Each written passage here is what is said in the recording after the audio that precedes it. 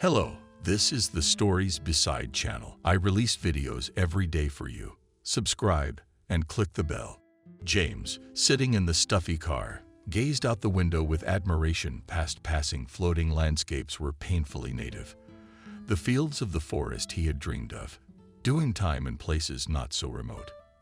His desire was to ask the driver to stop, run out of the bus, throw off his shoes and barefoot, walk on the grass right across the field, and then fall to the ground, look at the blue sky and listen to the whispering leaves, and breathe deeply, inhaling with his whole chest this fresh, clean air. The 3 years that the court had sentenced the boy to seemed endless. Very often he dreamed of his yard birch with raindrops on the leaves. And what is most interesting, in none of his dreams, he never once saw the one for whom he found himself in such a sad place. And who was she? One of the fleeting girls he'd been clubbing with, a wastrel. And judging by her provocative outfits and behavior, she knew it herself. As a result, nothing good. Of course, it did not end. When James, at her friend's request, went away from her to the bar to get a new portion of alcohol, she was accosted by drunken guys. James, not thinking long, returned and a fight ensued. The guy badly remembered who pushed whom, who hit whom first. Everything happened too fast. One of the attackers fell and never got up again. As it turned out later, the fall was unfortunate.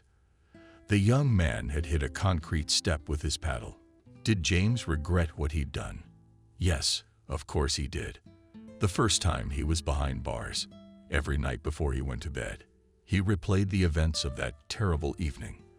Only now he realized that it could have been resolved verbally. It wasn't necessary to use his fists. And then the fate of all the people would have been different, and the murdered man would still be alive. But he understood that now, what's done is done, and there was no going back. That girl that James got into a fight over, of course she wasn't going to wait for him. In fact, no one was counting on it. There was nothing serious between them. Did he think she was to blame for what happened? No, he didn't. He had only himself to blame. James sighed heavily. On the other hand, those 3 years were behind him, and now he had a wonderful life ahead of him. Now, of course, he wouldn't get into any more trouble. He's going home. It was very stuffy on the bus. He looked around and noticed that not a single window was open. Then he turned to the girl sitting next to him. "Excuse me, would you mind if I opened the window?" "Yes, of course. Open it a little," the neighbor replied. James immediately reached up and pulled the window sashes down, then looked at the girl again carefully. Pretty flashed through his mind. Only for some reason very sad, almost crying. You can see it in her eyes. "Did something happen to you?" James asked cautiously. "No, nothing's wrong." "Why would you say that?" "Well, because your eyes are wet and it shows." "No, really, I'm fine," she insisted, though her shaky voice gave her away. James wanted to distract her from her sad thoughts, and without expecting it, he blurted out, "I'm going home. 3 years in prison. And today I'm out. You have no idea how happy I am. If I could, I'd hug the whole world."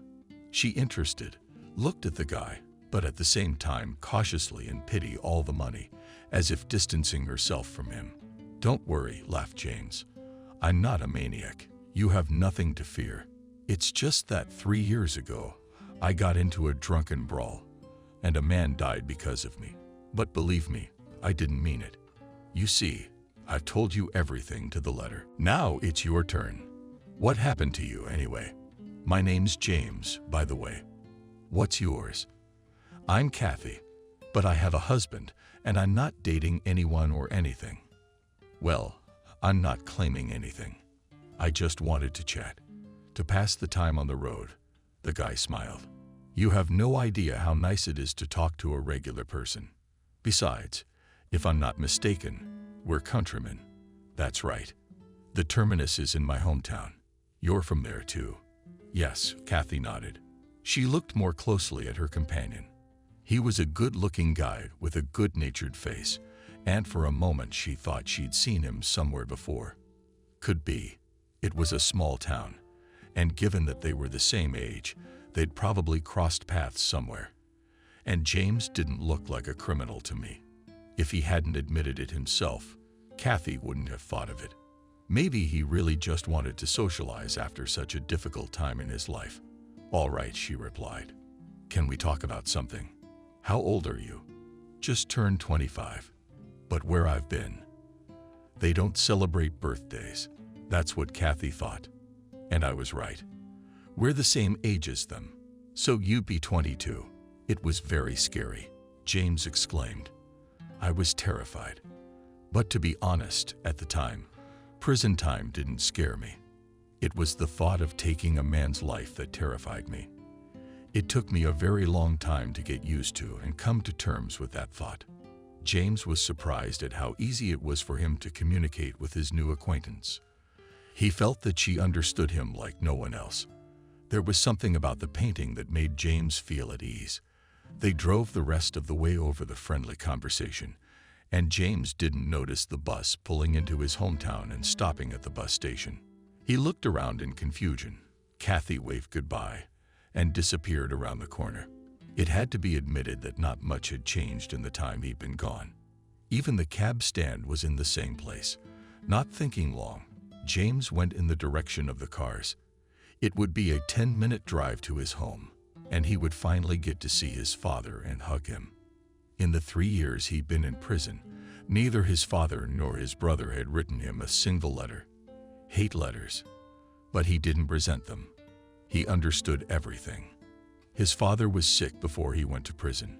He'd forgotten a lot of things, confused his sons, and Nick wasn't initially thrilled that his brother was a felon. James, I really wanted to believe that his father's health hadn't deteriorated in those 3 years. His dad had been a successful businessman for a long time, had a huge auto parts store in the center of town, and several volumes of business, because there wasn't much competition. Even before James' men's imprisonment, he tried to pass the management to his sons. James had done better than his older brother, and he really hoped that during his absence, Nick hadn't let the store go to waste. When the cab parked in a private lot near the family home, James was speechless at what he saw. A second floor had been added to the house. It wasn't even a house anymore. It was a palace. "Well done, Dad." The boy smiled. "So things were still going so well. And how did you organize the territory?" "New gates have been installed. Now you can see at once that wealthy people live here." They had long ago told his father that they should have done so, but the man did not want to stand out. In front of the neighbors, Nick managed to talk him into it. Pulled the gate. James realized it was locked.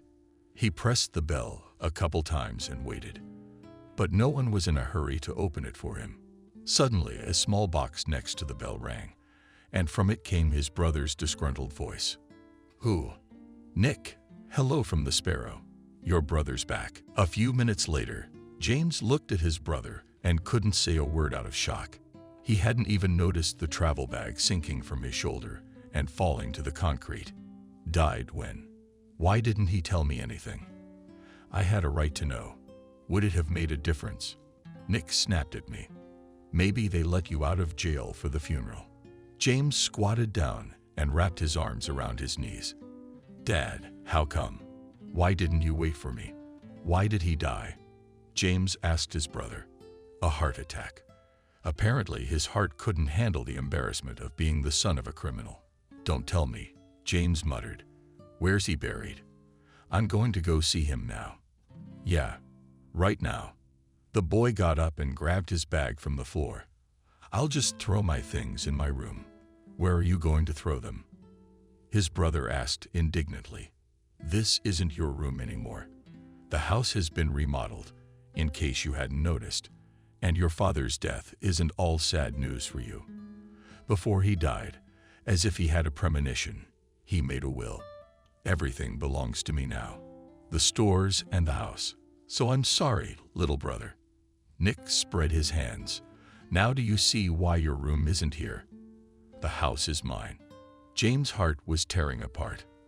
Not from being disinherited, but from the thought that he'd disappointed his father so much, just doing it that way.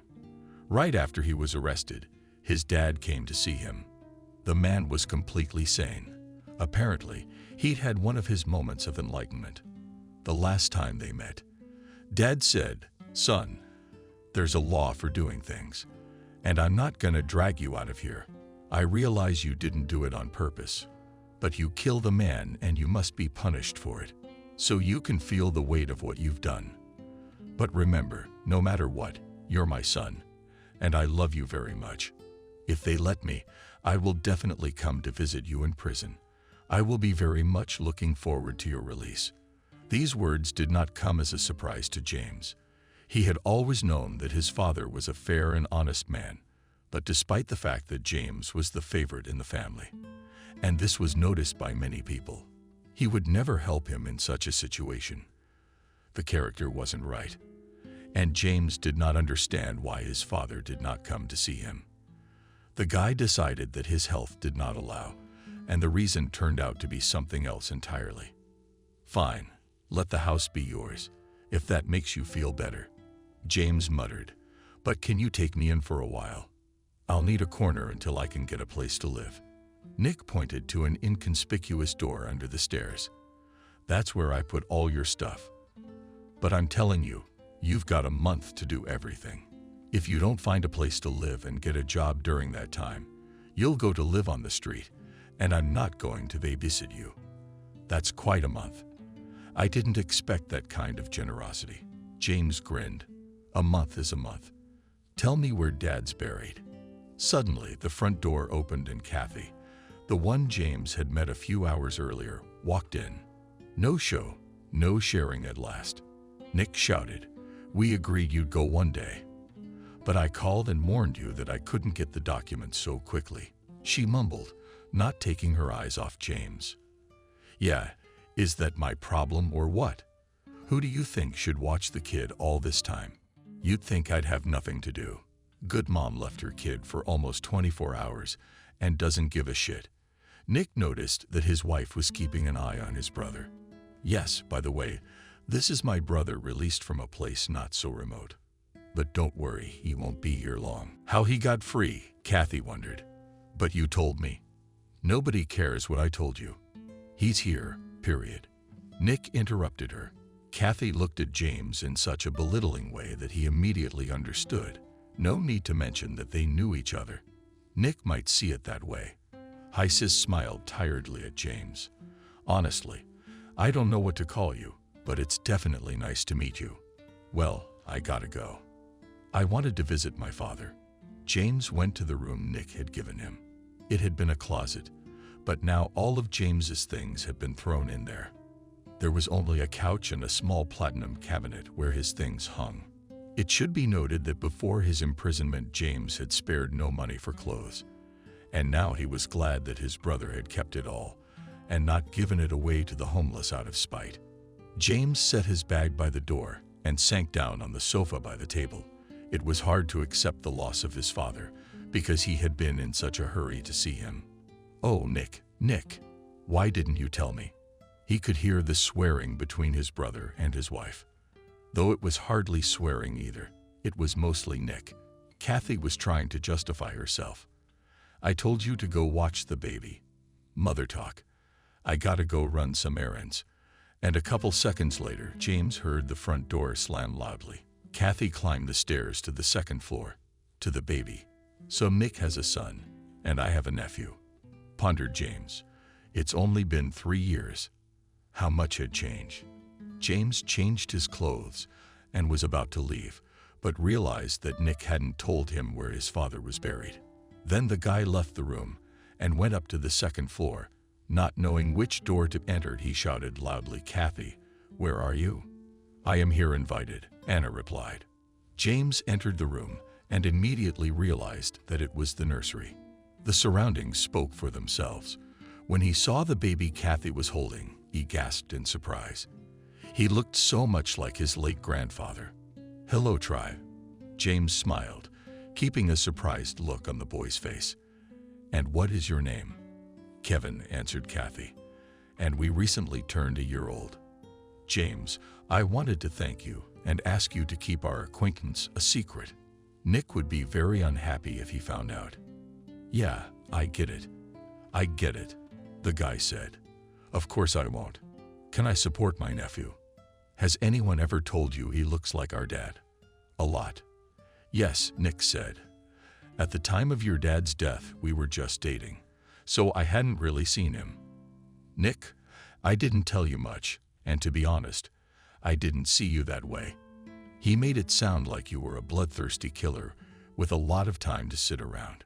So when we talked on the bus, it didn't occur to me that you were my husband's brother. Although, looking at your face, I knew you definitely reminded me of someone. I'm sorry, but I always say what I think.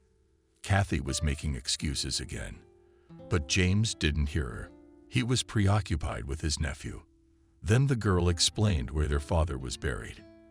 And coming to the cemetery, James sat at the grave for a very long time, almost 3 hours whispering the same phrase. I'm sorry, Dad, I'm sorry. He got home late. Nick would rather have gone to bed already. So when his disgruntled brother opened the gate for him, he immediately shoved a set of keys into his hands. It won't take long, he muttered. And don't take too long to find a job. In the morning, James decided that he would go straight to look for a job, but he didn't even notice how his feet brought him to a familiar store. This is where he spent his childhood and youth, helping his father. Of course, today the store looked very different from what it had been in his father's time.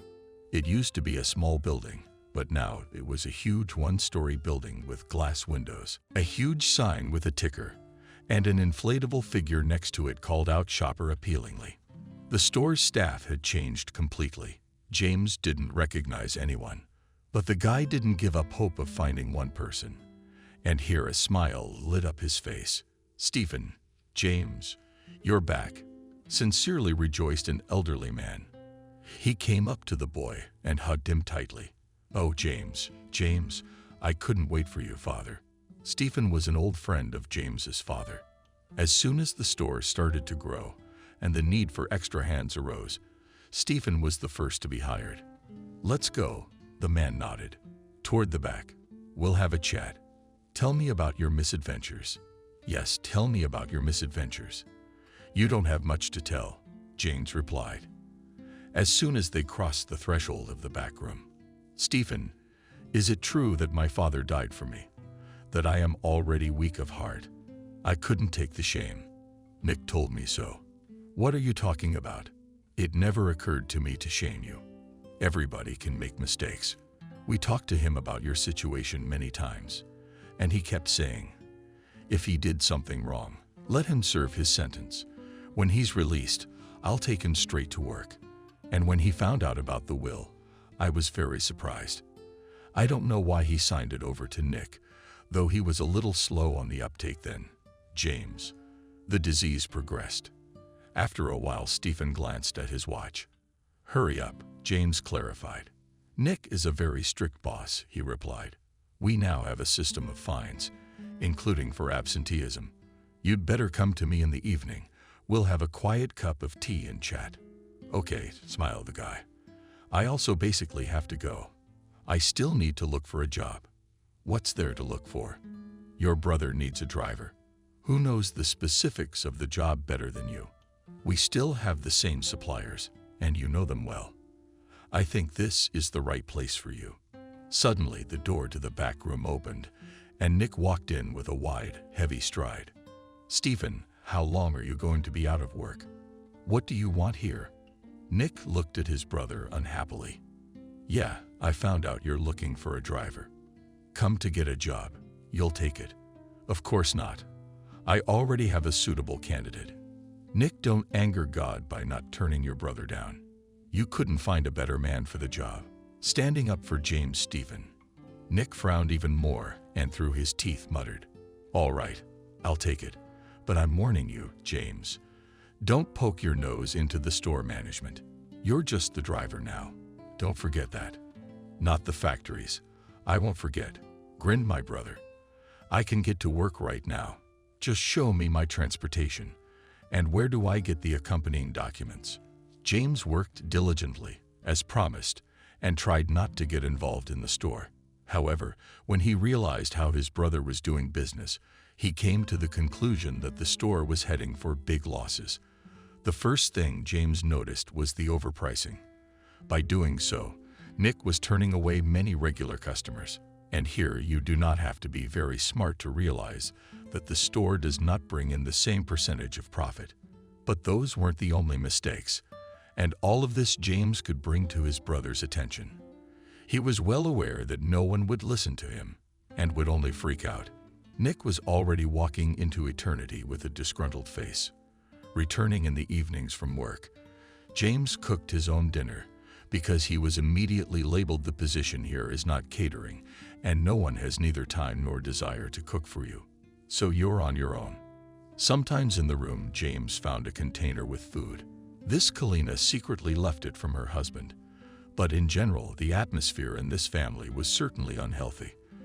The very first minutes of being here, James realized that Nick treated Kathy like property. He was a real tyrant husband. His brother's wife was never seen or heard from. She moved around the house like a shadow. The son mostly didn't cry in his father's presence either. But if he did, Nick screamed like a madman. How many times have I told you to watch the baby better? How much of a neglectful mother are you? It never ceases to amaze me. In my own house, no peace. From time to time, Nick didn't sleep at home. On such days, he would call to warn me about a business trip, that he needed to get out of town right away.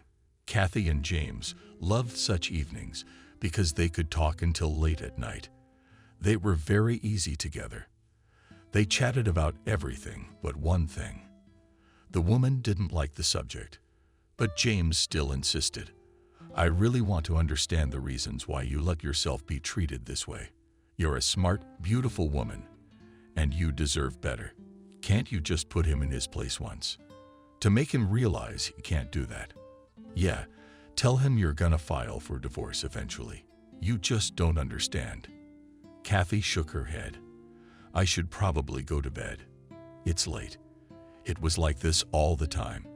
Eventually, she'd take her son and go back to her place.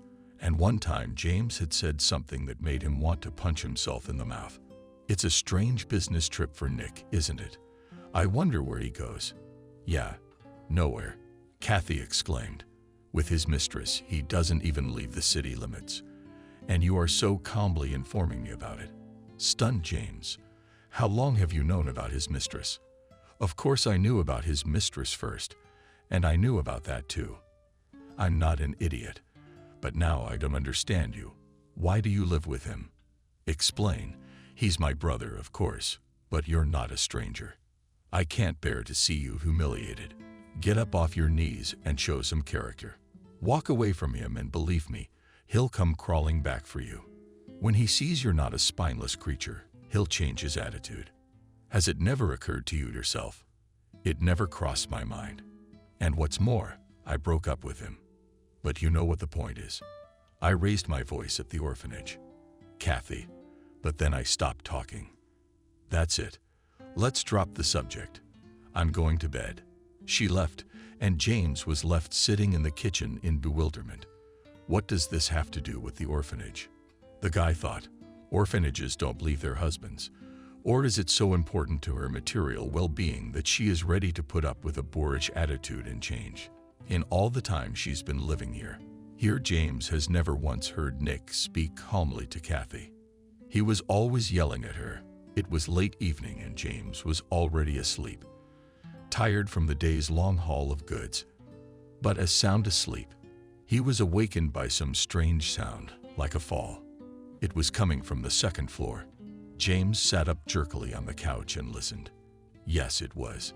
Nick is yelling at Kathy again. Only this time it wasn't quite the usual. His wife's voice could be heard in addition to his brother's. Kathy's repeating it all over and over again. You can't make out the words. I think, judging by the intonation. Don't please. And then there was another thud like the one that had awakened James a moment ago. An alarming hunch struck the boy. He jumped to his feet and raced to the second floor. James opened the bedroom door without knocking, and his fears were confirmed. Nick swung around to hit Kathy again, and the girl, not even trying to get up off the floor, repeated not to. "Nick, please." James rushed into the room and grabbed Nick's arm. "Are you crazy?" he yelled. Nick yanked his arm out and turned around to face James. "I am crazy. Where are you sticking your nose in? We'll figure it out. This is our family business, and you've been taken in. Be happy." Nick that moment was unlike himself.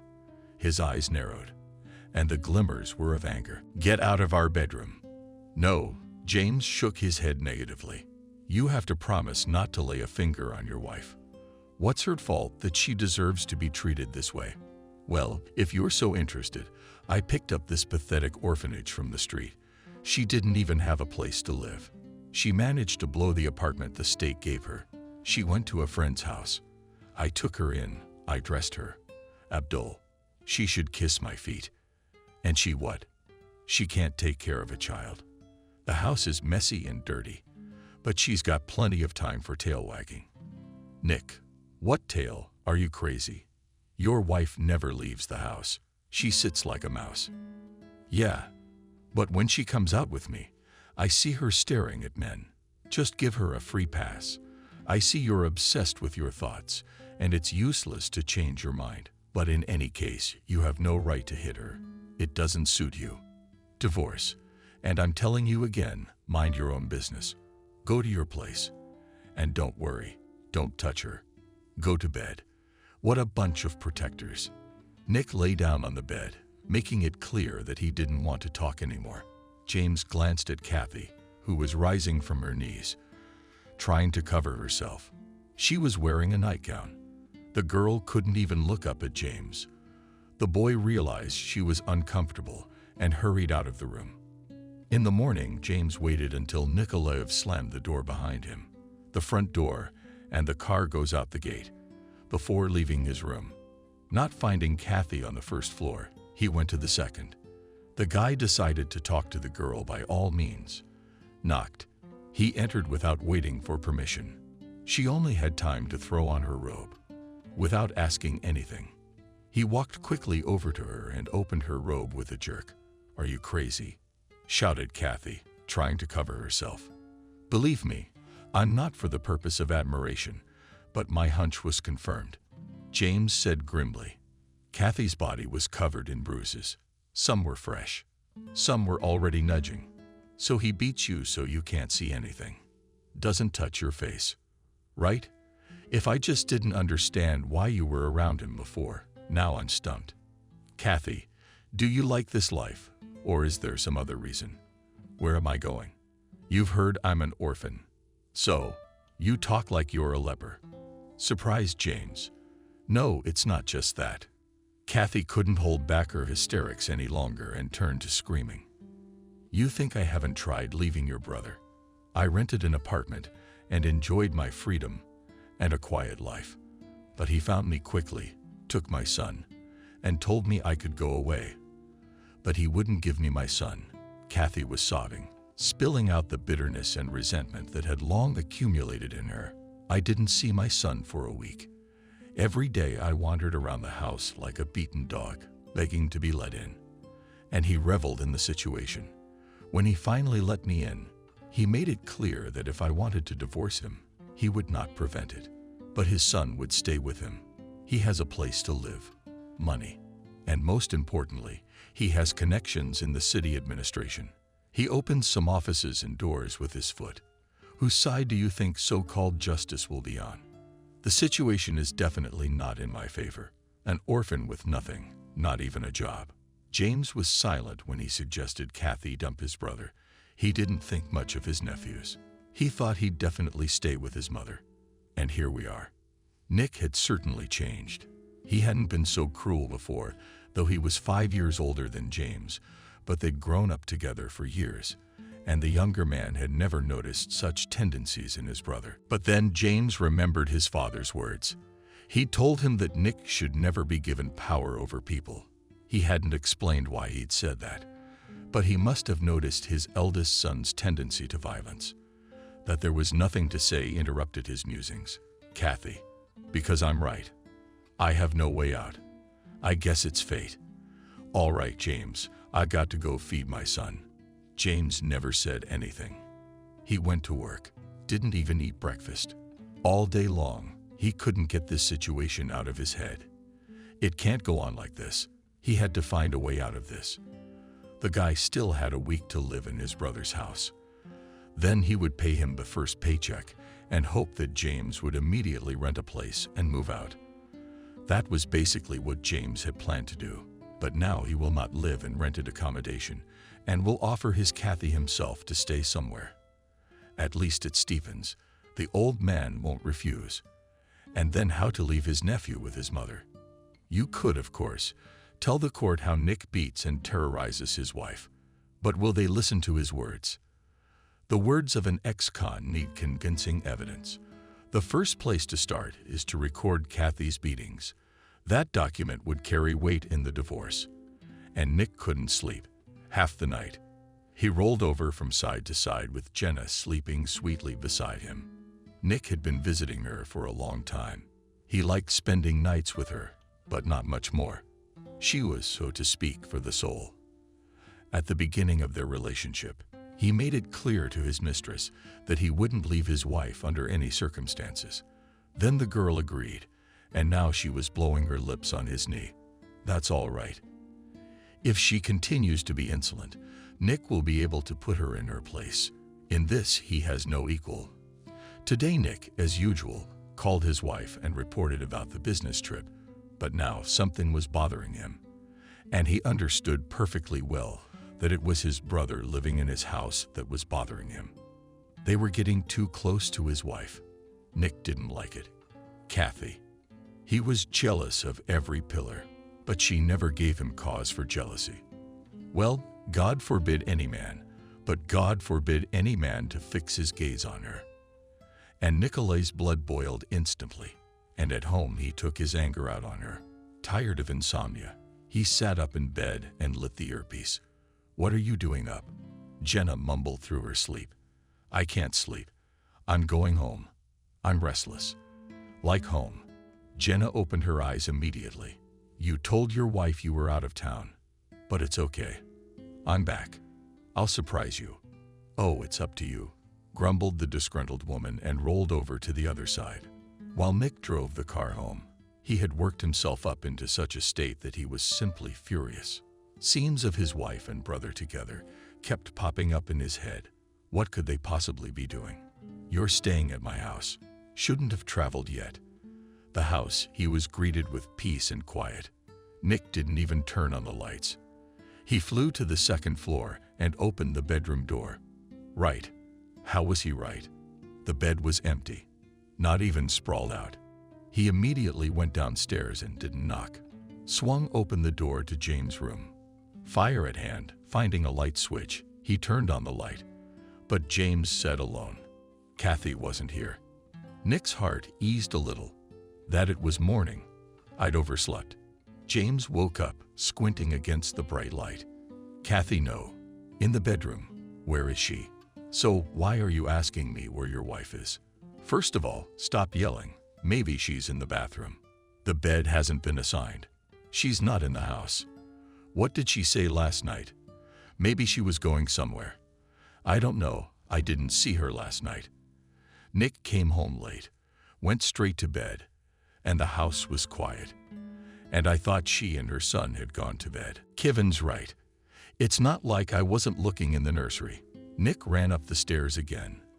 The sun had gone out of James's face, and he followed his brother. But it soon became clear that neither Kathy nor his son were in the house, and in addition their belongings were missing. Had she run away? Nick wondered. I don't get it. Life doesn't teach that fool anything. But she's not in prison to escape. James grinned. James grinned, hearing his brother's reasoning. She's just gone. And I think she did the right thing, by the way. I don't know how she lived with you as long as she did. And don't you dare threaten to take Kevin away from her. A child should live with its mother. If you try to take her son away from her, I'll testify against you and tell her you beat her systematically. The fact that I beat her will have to be proved. Nick grinned. And you're meddling again. You don't know anything at all, but you're just standing there being smart. Nobody's going to leave the baby to her.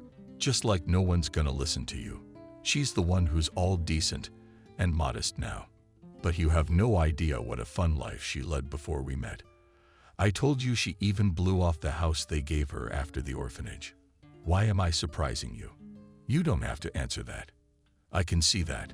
Kathy probably didn't tell you about it. Of course, she wouldn't have benefited from it. Now the question is, whose side will this court be on when it comes to her son? And that fool won't repent. I'll develop faster with her myself. I'll take the kid and let her go. James looked at his brother as if he was seeing him for the first time. Nick, you're seriously saying that now?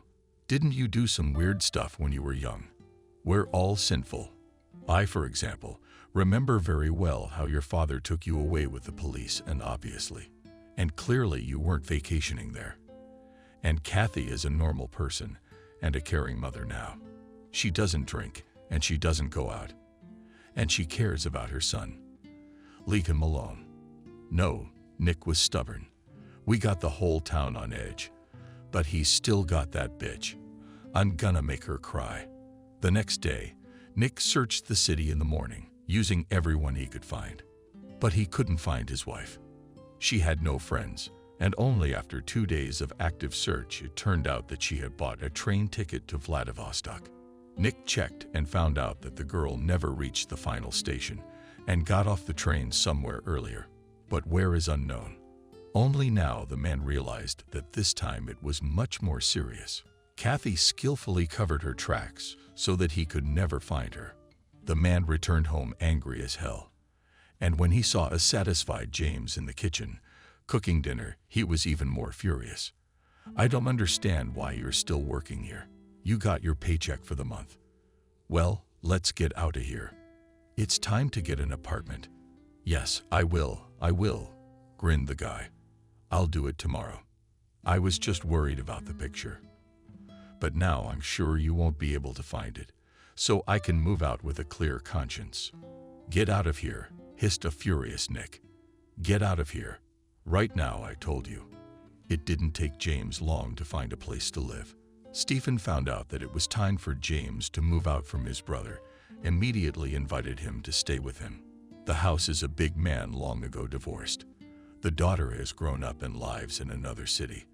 And Stephen told James that he would be only for joy if the guy will stay with him. And no money, of course, he will not take from him. James didn't have to be persuaded. Stephen was like family to him. He had grown up in front of the man's eyes. He was already sorting through his things in the spacious room with the large windows. As James pulled the neatly folded t-shirts out of the bag, at the bottom, his fingers came across a quadruple folded piece of paper. What is this? He unfolded the sheet, he thought. It turned out to be a farewell letter from Kathy. James had no time to say goodbye, so had decided to do it this way. In the letter, it was clear from the handwriting that the girl was in a hurry. I've been planning my escape for a long time and preparing for it thoroughly. Remember when we met on the bus? That trip wasn't just for fun. It was one of the elements of preparation. You always asked me why I put up with all this and didn't leave Nick. You just don't know everything about me. After the orphanage, I fell in with some bad company. I drank, smoked. I had a wild life. Yeah, all of that. At the time, I didn't understand what Nick saw in me, why he chose me. Now I realize I was easy to manipulate, given my past, and Nick regularly needs to take out his anger on someone. Well, it's a character trait. I regret my past, of course, but unfortunately, those mistakes can't be undone.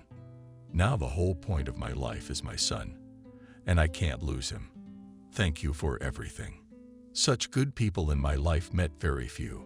I wish we'd met sooner. But you know, there's something else you should know. Back at the house, I couldn't open up to you about my brother because I'd get caught again. And now I have nothing to fear. Your father signed the will in an inebriated state. He didn't know what he was doing. I know for a fact he didn't plan on leaving you without an inheritance, but his illness progressed more and more each day. And more often than not, he was insane. That's when your brother took advantage. One day he bribed a notary. He was the one who came to our house. So when your father signed the will, he didn't realize what he was doing. But unfortunately, that's not all. When Nick and I were dating, I witnessed a scandal between your father and Nick. As far as I could understand, Dad somehow remembered that he had signed something and demanded to see the papers, but Nick refused. Then Dad said something I'll never forget. "You're never getting my store. I'm leaving all this to James. He's honest and much better than you." Nick then jumped out of the house, followed by Dad showing up. He was holding onto the wall with one hand and his heart with the other. That's when he started having a heart attack. I told Nick that I needed an ambulance, that Dad wasn't feeling well. But he just yelled at me, saying that the old man was just playing pity games, that your father was gone for the night. I'm so sorry, and I should have let you know. It's just that I heard Nick telling you that you were responsible for your dad's death. Don't believe that's a lie. I know for a fact that your father loved you very much and waited for you. Goodbye, James. Maybe we'll see each other again someday. James could not believe his eyes. He read the letter several times, but his brain refused to believe it. It couldn't be true. Nick couldn't have been so cruel to his father. Had he really left him alone? Didn't even call an ambulance. On the other hand, there was no reason not to believe Kathy either. As much as I didn't want to accept this information, but in his heart, James realized that everything written in the letter was the purest truth. Stephen suddenly interrupted the boy's musings by looking into the room. "James, how did you arrange the bedding in the closet on the top shelf? James, can you hear me?" The lad turned to the man and held out a piece of paper. "Read it, please," he asked. Mukina quickly ran his eyes over what was written, then sighed heavily, folded the letter, and looked at James. "What can I tell you? I'm not surprised at all. I told you even then that I didn't quite understand your father's actions. I mean, his actions didn't match his words. It just couldn't be. But I had no proof. It was just a hunch. Now you know the notary. Now we can deal with it. Start. Maybe you'll get something. Just don't drag it out. What's there to deal with? Sam is a classmate of Nick's, if memory serves me correctly. Do you really think he's gonna tell me the whole truth? Yeah, it's my fault. I'll make it up to you." "No, of course not. It's obvious he's in on it and knew it all from the start. But that's not what I'm worried about. I don't need it. It's an inheritance, Stephen. But you could have saved Dad, not left him alone. Then Dad could be alive now. I'll go to Kelly at once and sort it all out." The boy headed resolutely for the door, but Stephen immediately grabbed him by the shoulder. "Don't, James. You'll only make a mess of things. In this state of mind, everything must be done with a fresh head. It's a shame about your father, I agree, but you can't bring him back. But if you go to your brother, you could end up in a fight. And then what? That's right. You'll go back to where you just came from. I'm sick of freedom. He's gonna file a report on you right away. You bet he will. So what do you suggest?" James looked at the men. "Well, first of all, calm down, get a grip.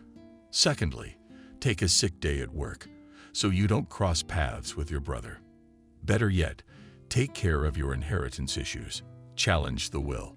It'll hurt Nick more, believe me." Tomorrow morning, straight to Sam's, James decided to take his father's advice. And in the morning, just before it opened, he was at the door of the notary's office. He recognized Sam immediately. James wasn't wrong. It was definitely Nick's classmate. And it was obvious from the notary's face that he recognized James too. But as he came closer, Sam smiled a fake smile. "Hi, James. How many years? How many winters? How long have you been out? What brings you here? No foreplay. Stop, James the notary. I'm thinking about my release. You know everything in detail. You better tell me this. How come my incapacitated father was able to make and sign a will for Nick? And what makes you think that your father was incapacitated at the time of signing?" Sam was surprised. "I personally dealt with the case. I came to your house because your father was ill and could hardly move. The will was also drawn up at home. Well, you know, your father was fully competent at the time, fully aware of his actions. I can attest to that in court. I even have independent witnesses, so everything here is done according to the law. Don't even doubt it. Sam, smirking achidically, stared directly into the eyes of James.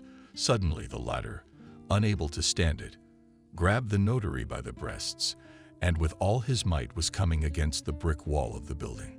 But the notary only continued to smile. And I see you've missed the zone. I can arrange a repeat trip to places not so remote, but for a longer period. Returning home in the evening, Stephen found James gloomier than a cloud. I take it the result of the meeting with the notary is nil. Is he really Nick's classmate? Yes, nodded James. He himself claims that everything was done according to the law. I went to a lawyer afterwards. I thought, what would he advise me in such a situation? What's the right thing to do? And he told me that there's nothing to be done. You just have to accept it.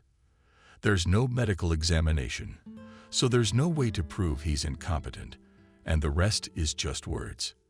And I can't prove that Nick bribed the notary and their witness.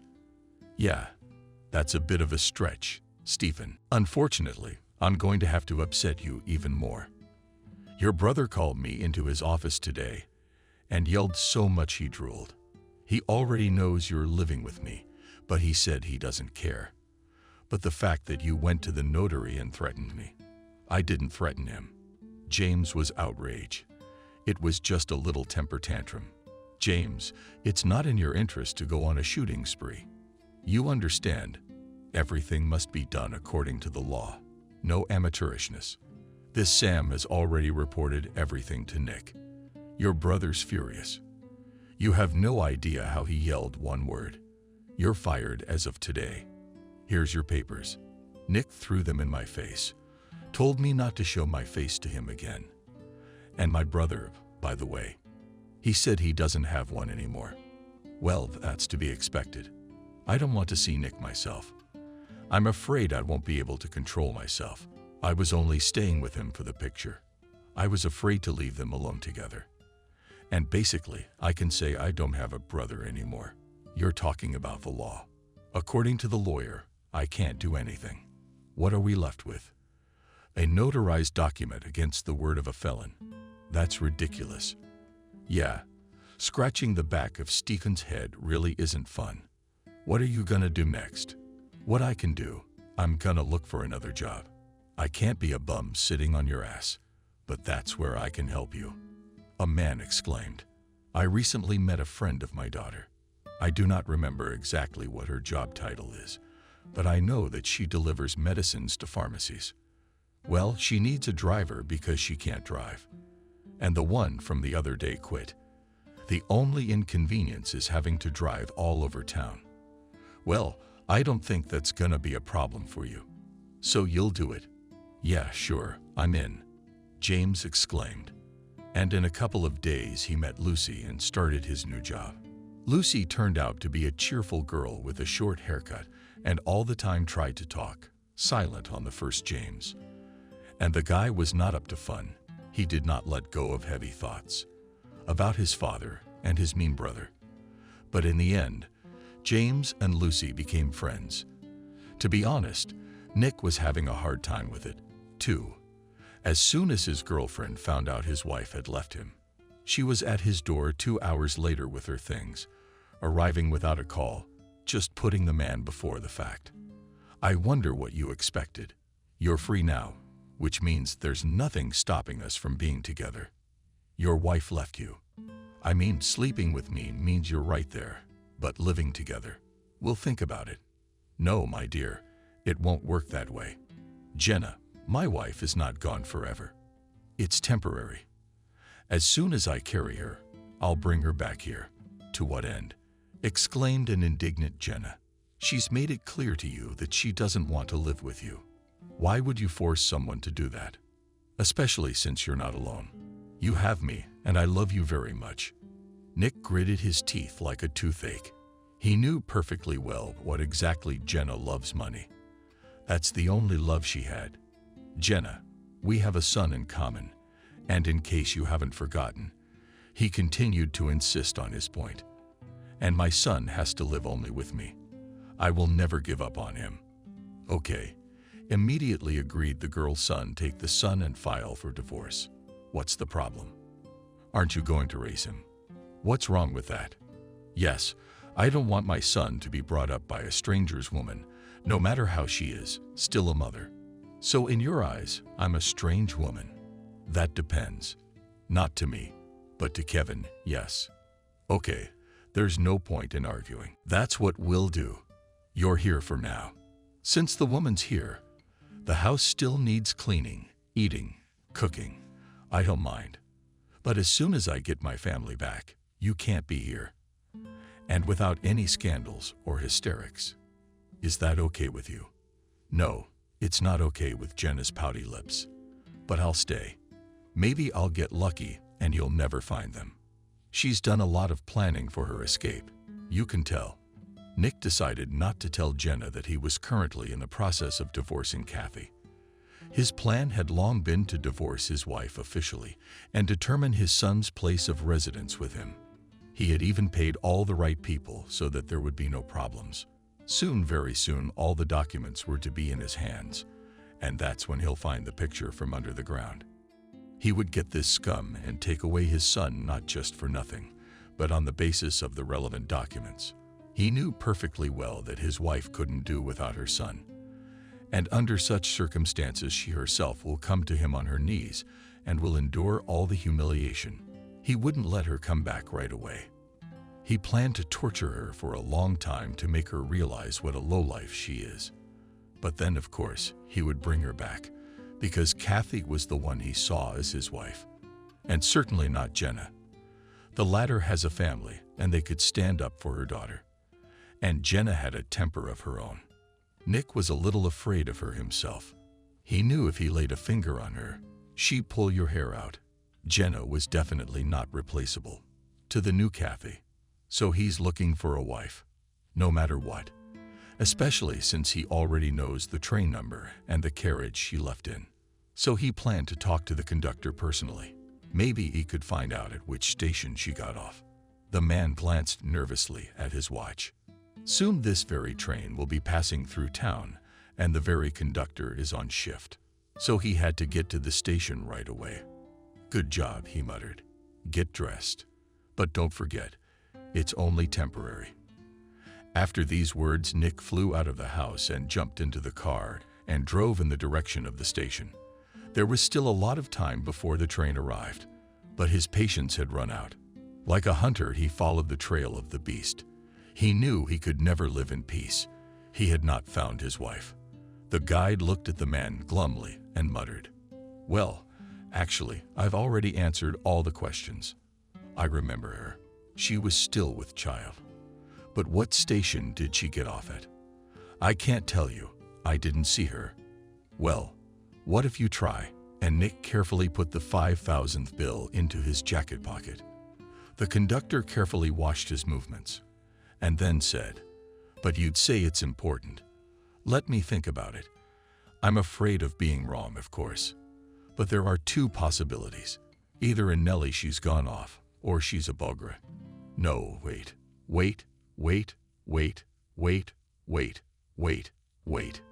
Kenya. It's a small town. Why didn't I see her get off? I opened the car door and went into the next car for a few minutes, for God's sake. And when the train started 2 hours later, I noticed the passenger was missing. And in the meantime, there were no other stops." Nice grin, Nick. "Thank you. You have no idea how much you've helped me." A few days later, James came home from work in the morning because he'd been traveling long distance and had been on the road all night, and found Stephen in a bad mood. He was glum and silent. "Had something happened?" James asked. "Yes. I don't even know how to tell you this, James." The man was silent for a moment. He sighed heavily, and Nick continued. "Your brother's been out of town for a couple days, and he came back last night with Kevin. And Kathy." James was worried. "She's here too." "That's the thing, she didn't. He came into the store last night, glowing with pride.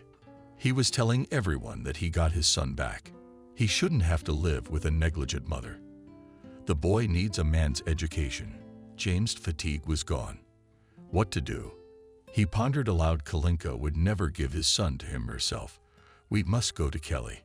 What do you think, Stephen? Is he still at home or already at work?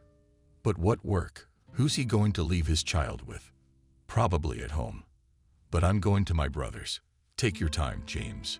It's none of your business. Koken's son and his wife. You're powerless in this situation. You can't help, but you'll get into trouble. The older man tried to stop him, but the guy only waved his hand at his words.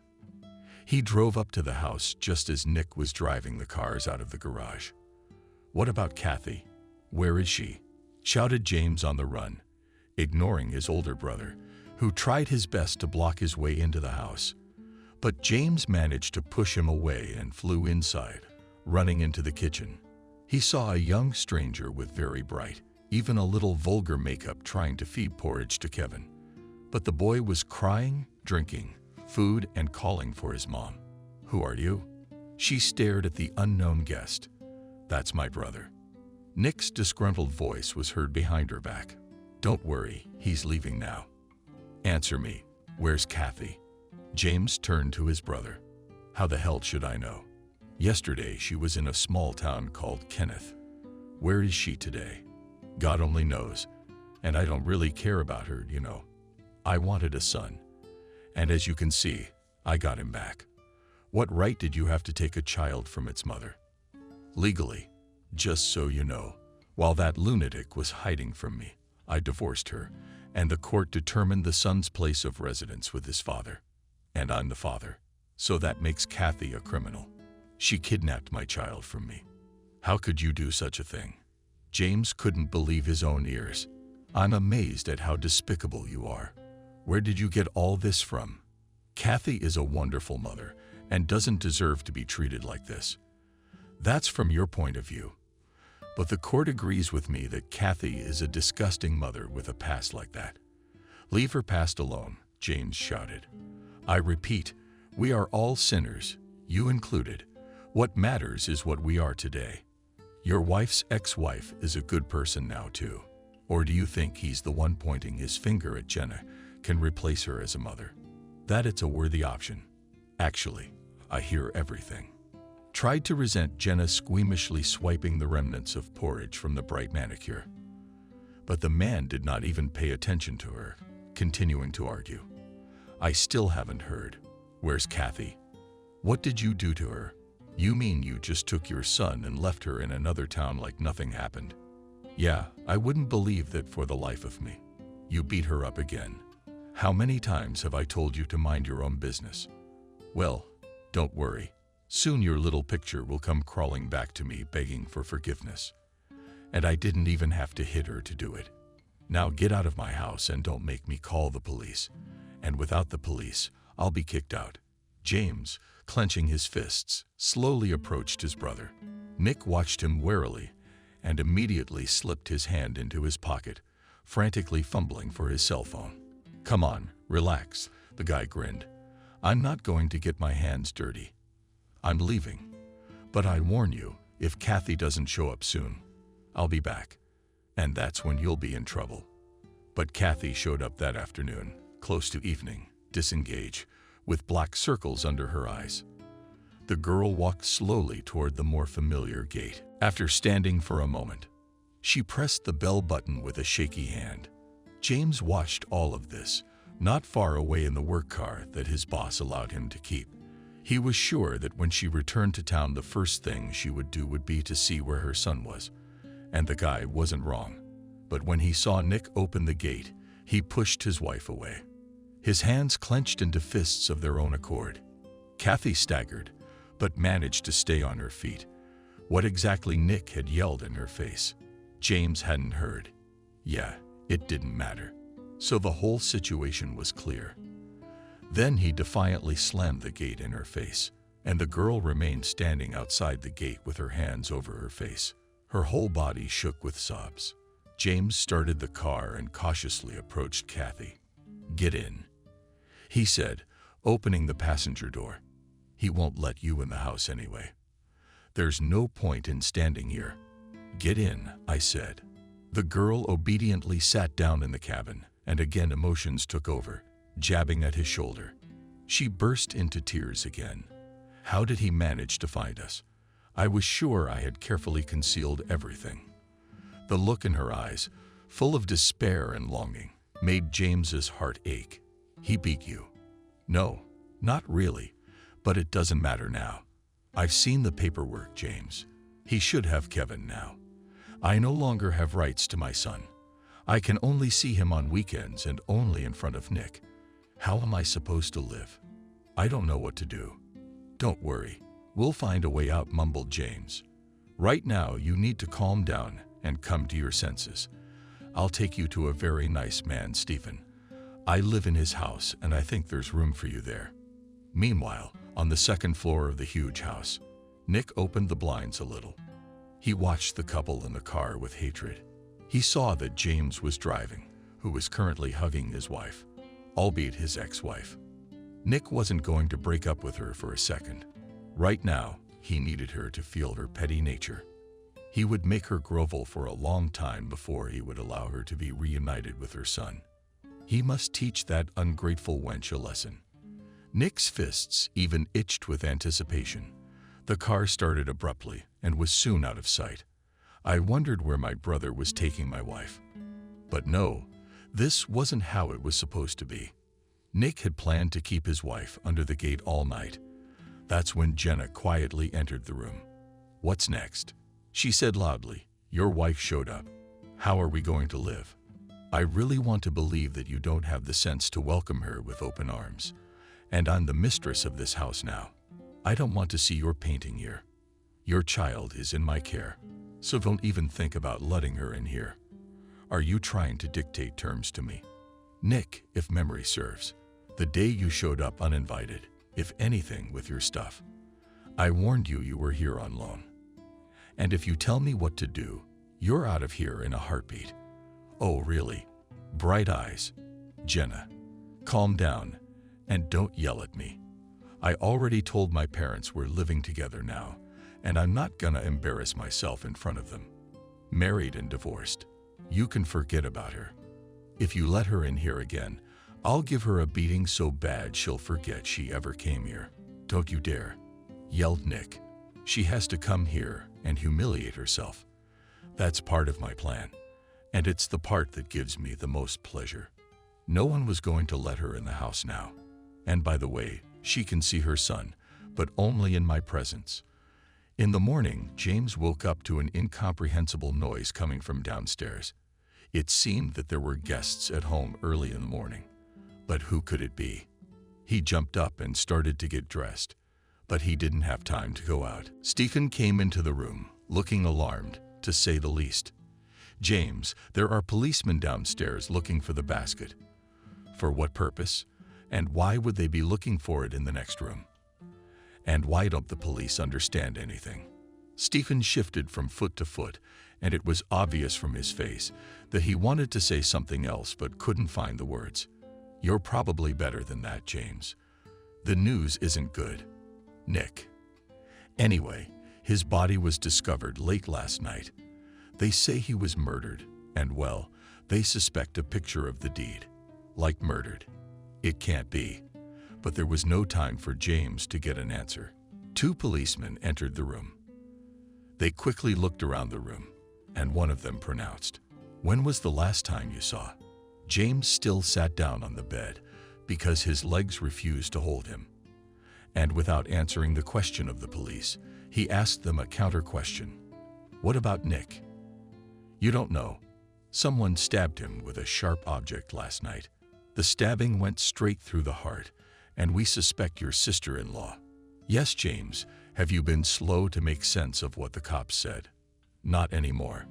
Whatever it was, his brother was the only person he had in this world, and James would never wish him dead under any circumstances, not even after learning that he was indirectly responsible for his father's death.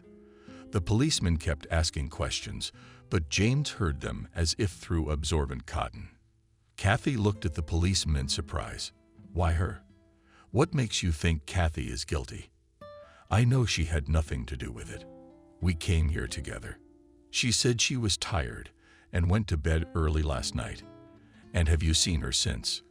The policeman asked. We were just in her room. The bed was taken. Apparently, the girl never slept there. But that's no reason to suspect her of murder. So she couldn't sleep. So what? By the way, the brother wasn't living alone lately. His roommate, Jenna. Have you interviewed her? What did she say? Jenna. At her mom's house since yesterday afternoon. Her mom wasn't feeling well, so she went there. She spent the night at her parents' place too. But that's still no reason to suspect Kathy. Why her? James wouldn't let it go. Then I'm more likely to be the killer.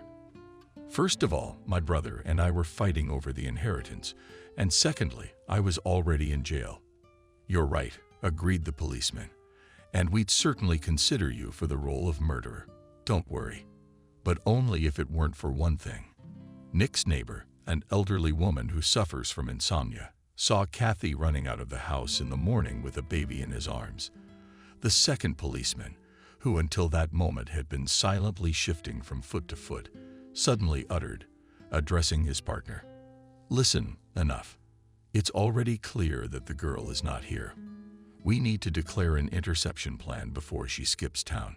The cops left, and James remained sitting on the bed, staring at one point. Stephen sat down beside him and handed him a mug of hot tea. "Have a drink, James. Have a drink. Come to your senses. I know it's hard to realize that Nick is gone, but life goes on."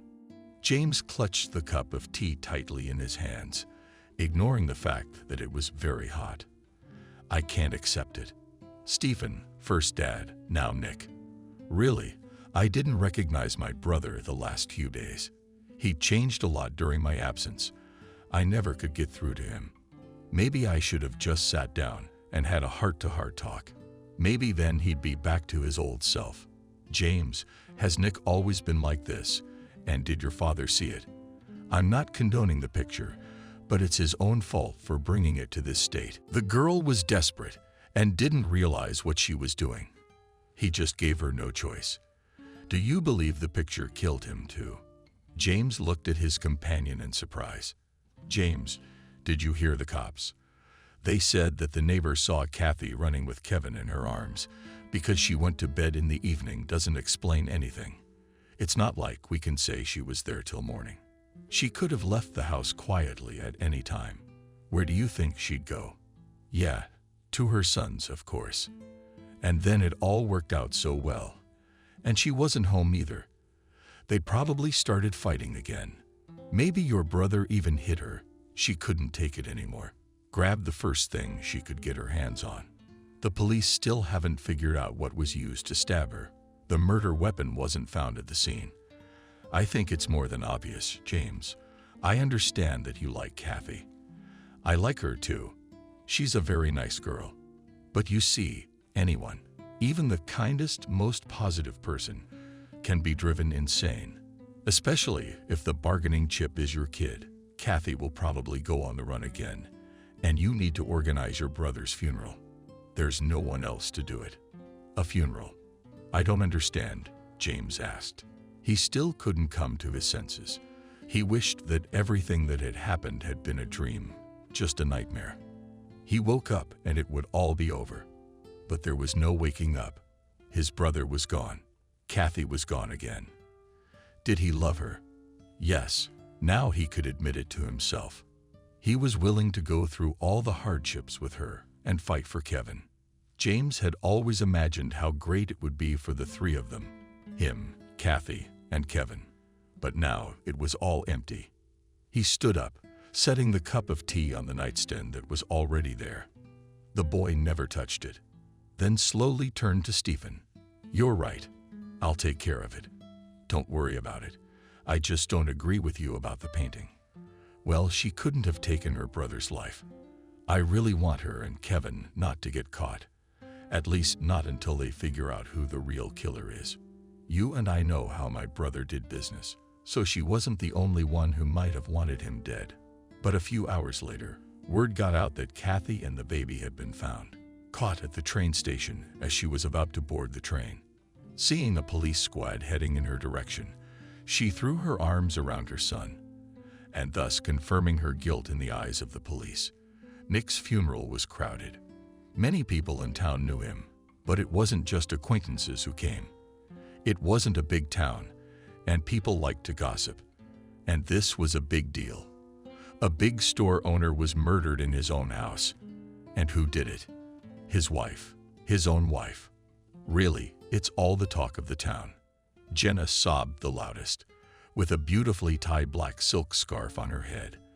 And when the coffin began to be lowered into the grave, she went up to James and squeezed his wrist to the point of pain and whispered.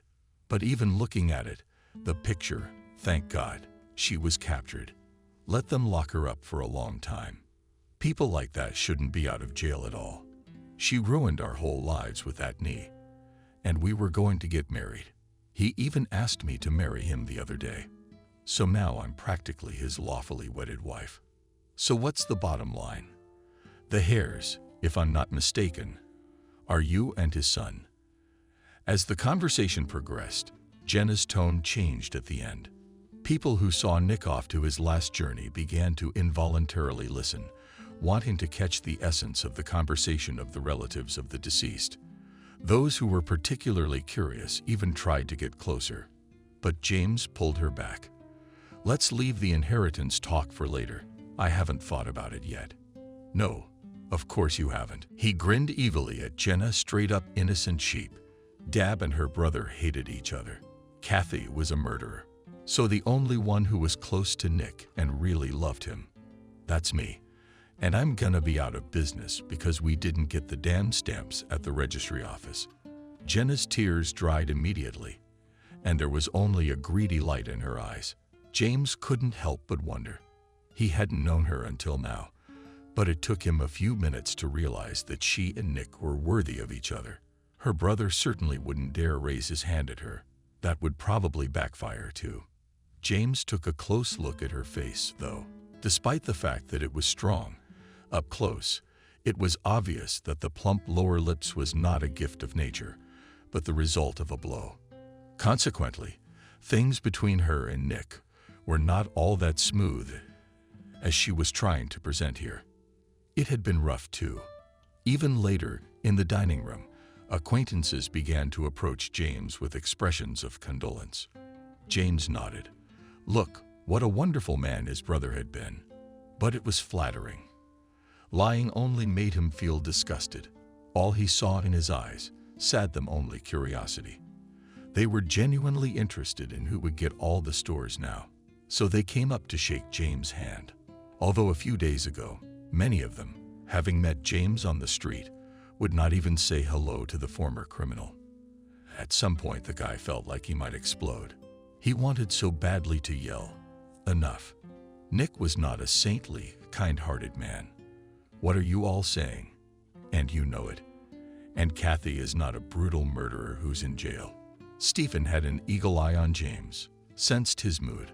The man was there instantly. He put a hand on the guy's shoulder and said, well, I guess it's time to sit down at the tables. Let's remember Nick. And after dinner, James went over to Stephen's. Would you mind if I stayed with you for a while? He asked the man. I can't stay in a house where first my father died, and then my brother was gone. Yes, of course, Stephen smiled. Of course, you can stay here permanently, but you'll still have to deal with the house.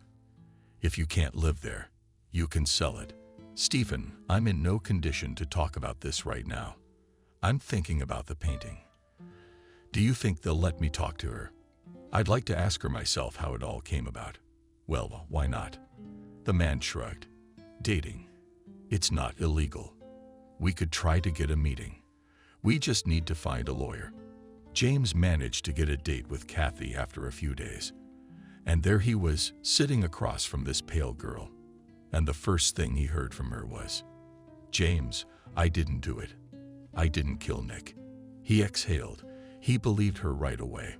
Well, Kathy couldn't lie like that. Looking him in the eye, she wasn't like that.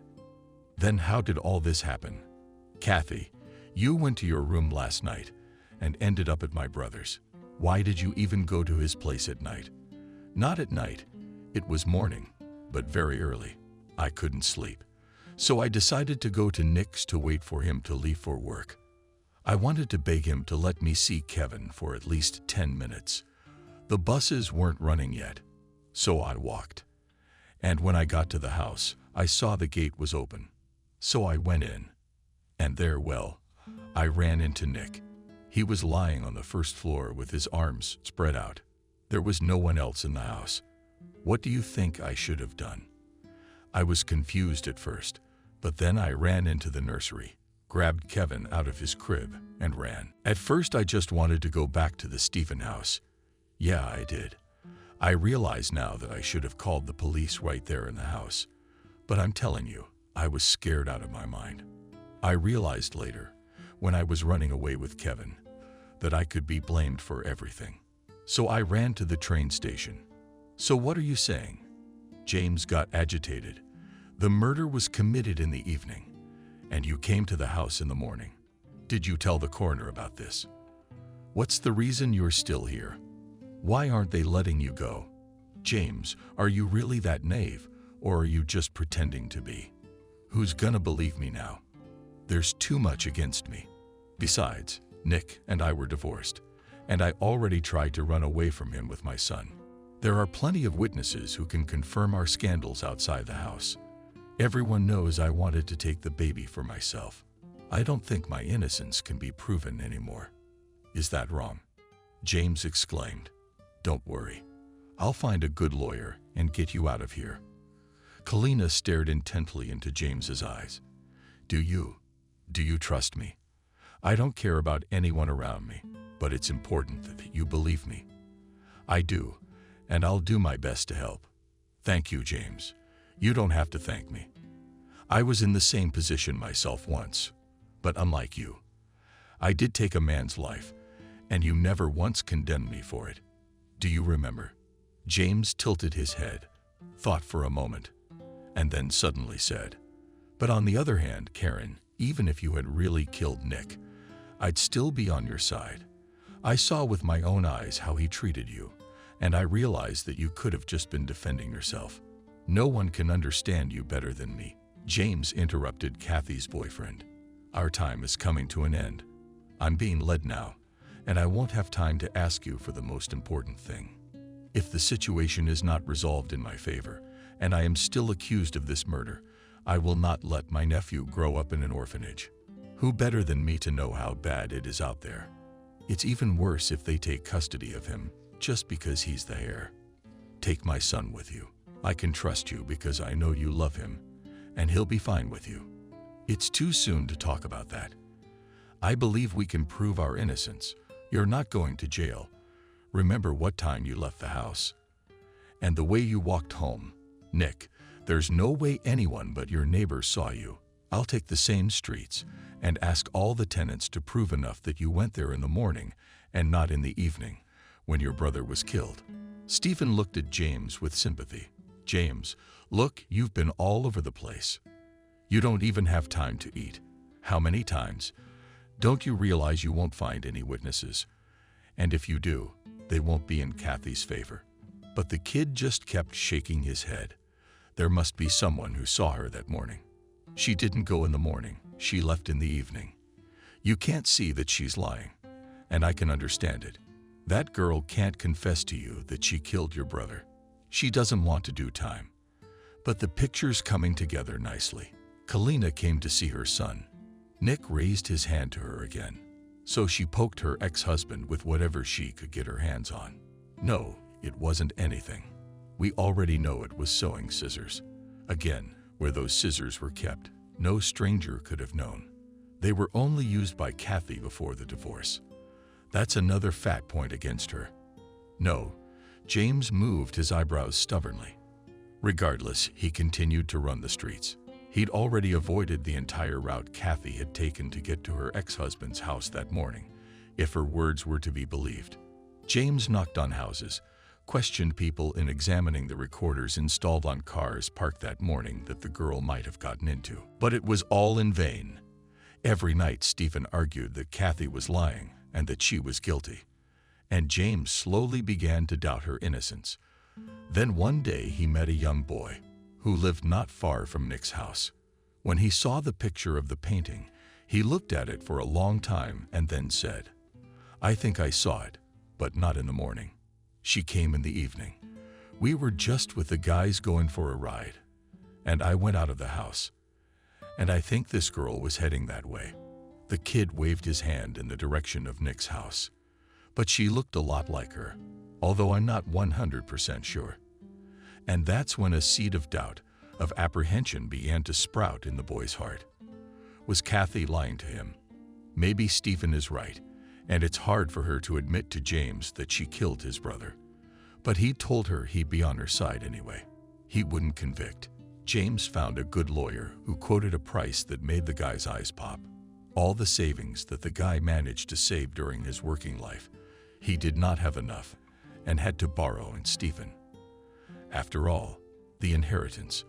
James still hadn't come into his inheritance. The lawyer tried his best. On the eve of the trial, James met with him. "You know, James, I'll be honest with you. I regret taking this case because it's a failure. There's not a single defense witness. I mean, you've tried so hard, but you haven't found one. Most likely Kathy is guilty, and the court will easily prove it. There's too much against the girl. What if there is a witness?" James exclaimed. "What if that witness is me saying I spent the whole night with Kathy? I wouldn't advise it."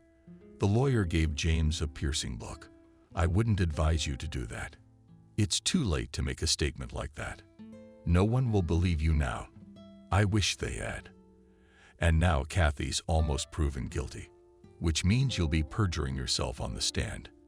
And given your past, I don't think you want to do that. You were punished for what you did and didn't believe, despite your dead father's money. And in Kathy's case, there were more circumstances from Mahler. She won from the orphanage. So there was intent. The prosecutor would push for it and ask for the maximum sentence for the girl." James had goosebumps running up and down his spine. "Maximum? How much?" "Well, under this article, it's 16 years. Well, I don't think she'll get the maximum." James' lawyer hastened to reassure James, seeing the terror in his eyes. "And I'll try to get it reduced." At the trial, Kathy cried the whole time. The prosecutor shouted, making the girl look like a calculated murderer of a respected citizen of the city. Unexpectedly for James, Jen appeared as a witness for the prosecution. She diligently recounted how Kathy wiped out near her and Nick's house every night, how she had stolen the baby once before and run away with it to another town, and how Nick had tried his best to keep her out of the house because he was afraid she might hurt them all. After all, she had a very hot temper. This is where James' patience broke, and he shouted from his seat that it was a lie. Kathy, on the other hand, is a calm and balanced person, and the violent character was possessed by the murdered man himself, who repeatedly raised his hand against his wife. The judge reprimanded James, and then Kathy's past came up. No matter how hard he tried, Kathy's lawyer gave him 10 years. Upon hearing the sentence, the girl burst into tears. As she was led away from the courtroom under escort, she kept turning her head to look for James, and when she found him, she screamed, "James, take Kevin. I beg you, and take Kevin for yourself." The guy was almost crying as he left the courtroom. "You weren't much help, were you?" he said reproachfully to the lawyer. "Believe me, I did everything I could," he said. "If it wasn't for me, the girls would have given even more." "We'll appeal." Stephen, who knew James' home, was not surprised to hear about the sentence. "Honestly, I thought it'd be less. What are you gonna do next? You're gonna leave it as it is?" "No, of course, my lawyer, and I will appeal. But we have a bigger problem right now. Kevin's been placed in an orphanage, and Kathy's been asking me to take my nephew for myself. Do you think that's possible?" Stephen was surprised. "The little one's a year and a half old. How are you gonna handle a kid that small? What do you even know about babies? That's one thing. And secondly, what makes you think they'll give it to you? What's the problem? I'm a relative. Yeah, a relative with a very interesting background and no marriage. I'd be happy to be wrong. But first of all, why don't you go to the child welfare office and see how much chance you have in this case? I'm sure there will be plenty of people wanting custody of Kevin. And you know the reason as well as I do. James rushed straight to the child welfare office. Once again, Stephen was right. There was very little chance that Kevin would be given to James, and the primary reason for the refusal was his criminal record. If the guy had at least been married, that would be a whole different conversation. So what's the problem? Well, get married, Stephen smiled, and then he faltered when he saw the gleam in James's eyes. If anything, I was kidding. Or do you have a fiancé in mind? Why would I have a fiancé? I mean, you could have a sham marriage. Find a normal, adequate girl. You explain everything. You sign the papers. I'll take Kevin. We'll be married for a year, and then we'll get a divorce. The nephew will stay with me anyway. James shook her head. Stephen, you've completely lost your head not to go crazy.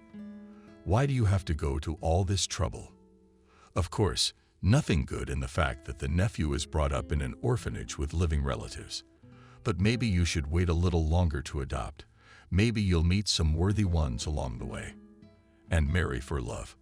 I don't have time, Stephen. And besides, I've already met someone worthy. I know exactly who I want to marry for love, but due to certain circumstances, we can't be together yet. But she asks me to take her son. And without her requests, I would never have let my nephew go to a state home. The next day, James walked briskly into the cafe and saw Lucy sitting at the table. He'd called an hour ago and arranged to meet her here. James, you're late. Pretending to be, angrily, muttered the girl. Kind of unemployed right now. You can't make it to a meeting on time. I'm sorry for running around for everything. But I see you didn't waste any time either. Decided to have a big lunch, nodded James on a large portion of pilaf, standing in front of the friend. Of course I did. Why should I starve while you're waiting for me to get here? All right, spit it out. What happened? From what I hear, all your hard work went to waste. Kathy got locked up. Yeah, that's right. There's not much to tell. You tell me. Did you find a driver to take my place? I found another driver, but no friend, smiled the girl. It's all right. You and I didn't become friends right away. Not the right case. In your place is now a distinct pensioner. With him, even I cannot be friends. A purely business relationship, laughed Lucy. She was generally a cheerful, easygoing girl. James could relax with her. This girl could find a reason to laugh in any situation, even the most difficult. After his brother's funeral, James had to quit because all his time was spent trying to prove Kathy's innocence. In addition, Stephen insisted that James return to the store as a supervisor, so that Kevin wouldn't end up with an unprofitable business in the future. Yeah, after all, the stores were his father's baby. And no matter what the circumstances, business had to continue. Lucy, look, James said, you and I have discussed many topics, but you've never said anything about your personal life. You have a boyfriend, but a favorite fiancé. I don't know how to put it right.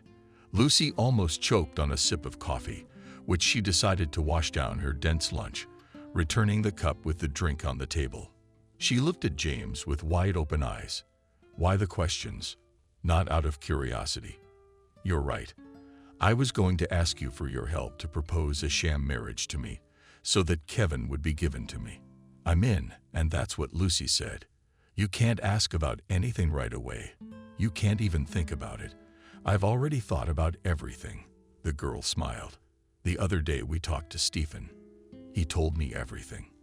I guessed the reason for our meeting, but I decided to play the surprise until the last. I'm very good at it. It's true that each of you sees the situation differently.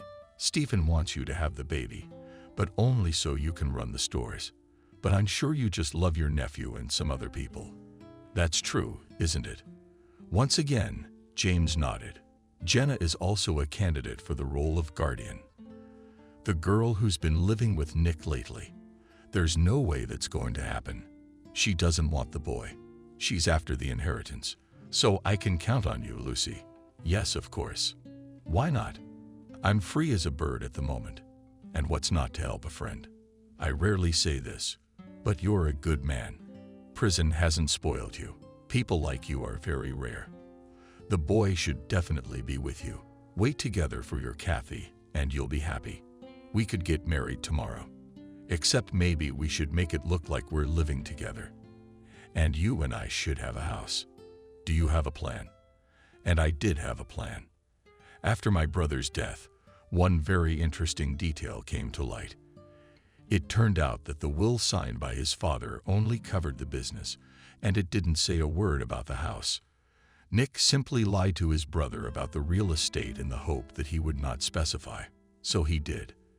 And now that everything was out in the open, James could easily be the sole owner of the house. That's where he planned to live with Kevin. At least for the first time, to sign the day after Lucy was ready. The couple didn't make it. Well, they didn't have to wait a month at the registry office.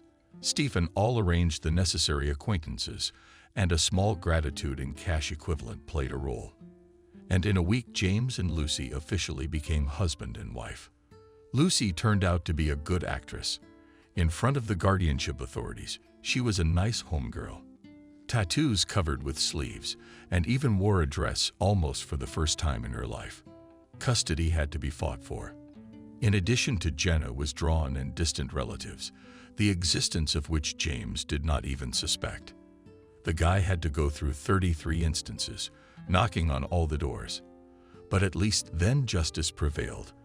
As Stephen put it, Kevin was given to his own uncle, though he joined once, but now he is an exemplary family man with a big house. James would never forget the day he came to the infant home to pick up his nephew. How fast was Kevin running toward him? With his little legs, the boy had lost a lot of weight, and when James hugged him, the little boy closed his skinny arms around his neck. At that moment, James had tears in his eyes. Lucy, on the other hand, immediately made her stand. She helped James. She had married him legally, but quit her job and devote all her time to taking care of the child. When they moved into James' parents' house, fictitious spouse took a spacious room on the second floor, and James and Kevin were placed on the first floor. Kevin did not leave James without attention for a minute. Everywhere crowds follow him like a tail. The boy suffered stress after his stay at the orphanage. It took about a month before Kevin began to resemble his old self, a cheerful, active boy. That's when Stephen was more active on James. James, I understand, of course. A child demands maximum attention, but you can't lead your father's business. The stores are running at a loss. I told you, I'm not a manager and I can't manage. That's even more fun, you know. Business has been bad. And now we need a firm hand. What are you waiting for? For Dad's business to go bankrupt. You've officially become the heir's guardian, taking over and putting things in order. How am I supposed to leave this? There are two options. Either we put the boy in a nursery or we hire a nanny. No, the nursery's not right for us. Kevin's not out of the nursery yet, but not Anya. James, all I'm asking is that you don't drag it out. There's nowhere else to go. If you want, I can help you. I know a woman of pre-retirement age. Of course, she has no special education, but she has a wonderful experience with children, and most importantly, kind and responsible. For this I vouch. Do you want me to talk to her? James hesitated to leave Kevin with a strange woman the guy did not want. But on the other hand, Stephen, it's time things in the stores were going badly, and James knew why and how to fix it. All right, Stephen, you got yours? Talk to your friend. Have her come over. I'll take a look at her. Lucy and Kevin, sitting right on the living room floor, on a huge fluffy rug, were assembling a large castle from a constructor. The boy was engrossed and panting with pleasure, building tall towers. Lucy, though she didn't mind. Sometimes Kevin ate with hidden irritation. Every now and then he glanced at the clock hanging on the wall.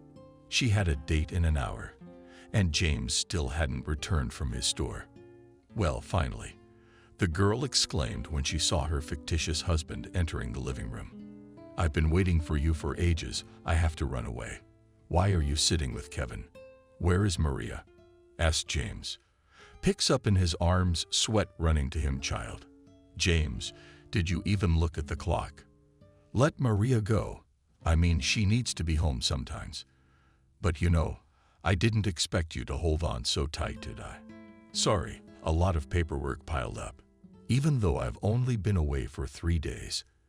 And by the way, you never told me about your trip. How's Kathy holding up?" "Yeah, I wouldn't say she's holding up. She's lost a lot of weight. You can tell she's got nothing but her eyes. It's bad. Pictures of her in prison, real bad. The only joy in her life, as she told me herself, was my arrival and the new pictures of Kevin. She couldn't tear herself away from them. Kathy says that Kevin looks happy in the pictures, and that makes her happy. But still, looking at her, I don't think she'll last long there. We have to do something. We have to do something." "But what? What can you do, James? You've done everything you can. There's nothing you can do.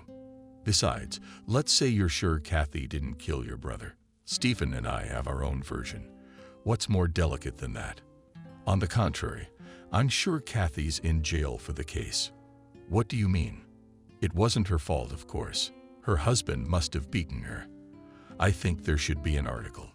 A different one. In A State of Effect, for example. But for that she had to confess. She's the one who pushed your brother out of desperation. And I'm sure, but Kathy says she did. I don't know what Kathy says. That's it, James. I really don't have time for this. It's already been said 1,000 times. Okay, Kevin's had dinner. I left. Lucy didn't get home until the morning. It was a day off, and it was safe to go to bed. But there was no sleep in the girl's eyes. She sat patiently in the kitchen and waited for James to come out for breakfast. "You've been home a long time. Why are you sitting there?" asked James when the girl waited for him. "Here you are, waiting while you are sick.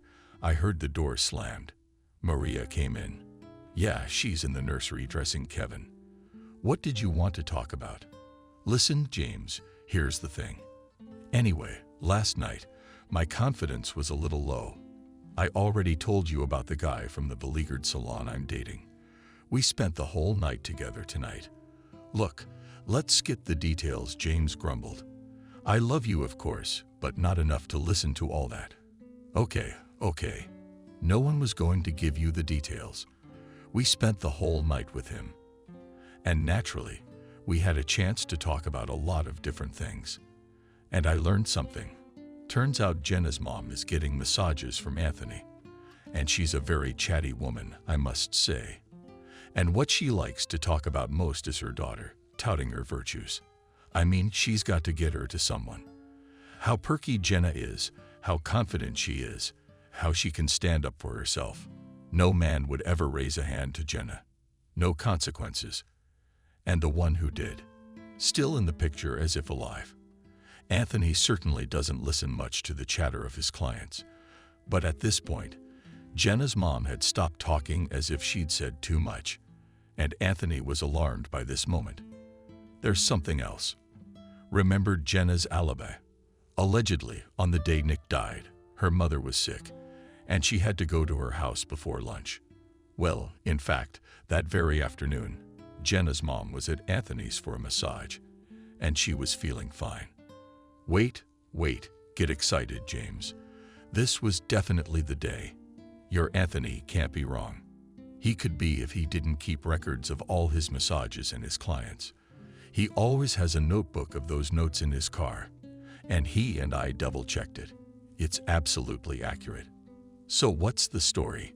James was almost screaming with excitement. Jenna was lying. So her mom wasn't sick, and she probably didn't leave the house that day. She could have killed Nick. Parents are parents to confirm their children's alibis. That's it. That's what I was thinking, Lucy said grimly. But don't get too excited. It doesn't prove anything. And the police won't even talk to you about it. Lucy, you know, Jenna calls me a lot. At first, she wanted to meet Kevin, but she said she missed him, wanted to come here to the house, and when I suggested we meet on the playground during a walk, she immediately refused. And now she says that she has some things left in this house and she needs to get them urgently. So I offered to give them to her myself. But again, Jenna refused. She says she doesn't remember where things are and wants to look for them herself. In general, there is a burning desire to get into our house. I didn't think it was strange at first. But now, with the recent news, I'm curious. Lucy was very curious. That's what Jenna's up to. Maybe there's something here that confirms she didn't leave the house that day, and Jenna wants to destroy it. Or the murder weapon. It hit James. Now let's say Jenna stabbed Nick with the scissors, and they weren't found near the body. What did she do with them? Took them with her. And if she didn't, what if she hid them somewhere in the house, and now she wants to take them out? But she's been very insistent on coming to our house, and that's a variant of you sometimes think. Lucy said with a respectful glance at her friend. And what should we do with you in this case? I know we should install cameras all over the house and invite Jenna. But that would be very expensive. Lucy exclaimed. Imagine, cameras in every room would cost you so much money. If there's any chance of proving Kathy's innocence, I don't care about any money. Stephen was angry. You bet, James was on fire with delusions again. When will he finally realize that Kathy is in jail for the case? She did it herself. And it's useless to prove her innocence. Business at the store only got a little better. And James took some of the proceeds so he could install cameras all over the place. And now he's come to him for help. Stephen, well, you have to understand, it's for a reason. I've been doing a lot of thinking. Jenna's behavior is very suspicious. At the cemetery during the funeral, I noticed her lip was split. Maybe Nick hit her too. God only knows what happened between them afterward. Let's check it out. Do you know anyone on the police force? Yeah, an old man waved his hands in the air. He sometimes comes here to the store for parts for his foreign car. Well, he and I can talk about the weather. That's all. But this is serious business. What you're doing requires a search warrant. Do you need probable cause? There isn't, James. What you're saying is bullshit. You're just grasping at straws. No one in the police force is going to take that into account. And if it's for money? With a desperate gleam in your eye, James asked. I've never paid a bribe in my life. And frankly, I don't know how. But if you give, as they say, a bribe, then I think the policeman will go along with us. Stephen shook his head tiredly. All right, James, I'll try to help you again. Let's just agree with you one last time. I mean, your fixation on Kathy's innocence. If things don't work out with Ira now, you'll settle down. Promise me that you'll settle down and laugh off Kathy's time served, and you'll wait for her like you should for 10 years. And Jenna was desperate to get into the house where she used to live with Nick. But one day James called her, and it was a surprise. I'm home tonight. You can come pick up whatever you want. And why did you suddenly get there so soon? She asked suspiciously. Well, the house, I think. To sell things we'll still have to take out. So if there's something of yours here, come and take it. What's the matter? That's a relief, Jenna. So you're selling after all. Okay, I'll come by tonight at 7 o'clock. That'll be fine. When Jenna gingerly crossed the threshold of the house, it seemed to her that it would be easy. But nevertheless, the terrible memories of Katya or the girl wave, it was strange. Jenna did not consider herself an impressionable person. James met the girl on the first floor. Hi, want some tea? Kevin and I are having dinner. I wouldn't say no. The girl was glad that James was already busy in the kitchen. Perfect. There was just one more thing Jenna was worried about. Is your wife home? She asked. Glanced around the stairs to the second floor. No, Lucy's not home. Kevin, say hello. Do you remember Aunt Jenna? The boy looked indifferently at his unfamiliar aunt. He certainly didn't remember her. In the kitchen, James put the vegetable stew on the plates and realized, and we might as well have dinner with us. Oh, no. I'll just have tea. The girl waited for James and Kevin to start eating, making sure they wouldn't be getting up from the table anytime soon. Sipped the tea and grumbled, "Oh, it's so hot. Let it cool down a bit. I'll be going now. I'll get what I was going to get. I'm going up to the second floor. Do you mind?" "Let me, of course," without blinking an eye, the guy answered. Jenna went out and closed the door behind her. Lucy, who was actually in the house, was sitting, and at this very moment in the room under the stairs of the very room that Nick had once allocated for James, and through a slit in the open door. Lucy watched her guest and was a little startled when Jenna, instead of going to the second floor, rushed under the stairs. It seemed to Lucy that Jenna was about to burst into that room, but the one stopped early. She shook her hand deep into the stairwells and pulled out from there an object gleamed chief her hands from the color of the chandelier. Jenna slipped the find into her small purse with lightning speed and then headed for the second floor. Lucy, holding the phone in her hands, called out, "Come in. Come in right now. She needs to be searched right away." She put something in her bag. Jenna went downstairs without a care in the world. With a sense of accomplishment, she'd done what she'd come here to do. She didn't need any more of these ridiculous conversations with James, and she didn't really want to have tea with them. The only thing she wanted to do was to get out of this house quickly and get rid of the fire that lived in the purse clutched tightly to her body. Jenna shuddered as she walked down to the first floor and ran into a crowd of people. There stood James, Lucy, Stephen, and worst of all, two men in police uniforms. One of the policemen held out his hand to Jenna. "Let me see your bag." "On what grounds?" screamed Jenna, clutching her hands tightly to the accessory. "And on that basis," answered for the policeman. Smirking snidely, "Lucy, that I saw with my own eyes how you pulled something from the stairwells. Something very interesting. I was sitting in this room, and I saw everything." Lucy pointed her hand under the stairs. "She's lying. She had nothing to see." "I could be lying, of course," Lucy continued. "There's no camera." "What cameras?" Jenna's eyes ran frightenedly. The girl frantically looked around the walls to her horror. Only now she came across a faintly visible red light. Yes, you're not wrong. That's exactly the camera. And it's got the right angle. It's covering the area under the stairs. What the hell is going on here?" Yelling Jenna.